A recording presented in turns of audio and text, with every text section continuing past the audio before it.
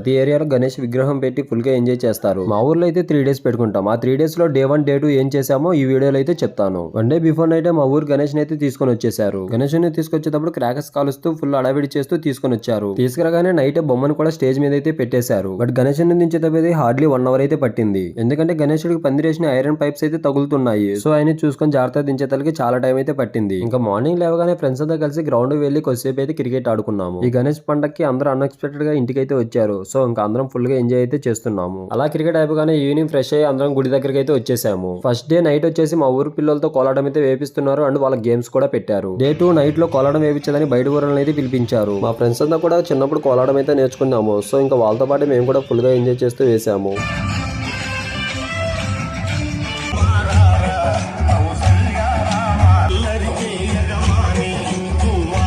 మేము కోలాటం వేసిన long videos అయితే ఉన్నాయి. మీకు ఎవరికైనా ఇంట్రెస్ట్ ఉంటే కింద కామెంట్ అయితే చేయండి. నేను లాంగ్ వీడియోస్ అప్లోడ్ చేస్తాను. ఇక్కడ పెట్టిన విగ్రహమే మా ఊరు గణేశుడు అండ్ హైట్ వచ్చేసి 12 feet. మా ఊర్లో 2 days అయితే ఇలా జరిగింది. ఈ రోజు వీడియో అయితే ఇది. Don't forget to subscribe. Thank you for watching this video.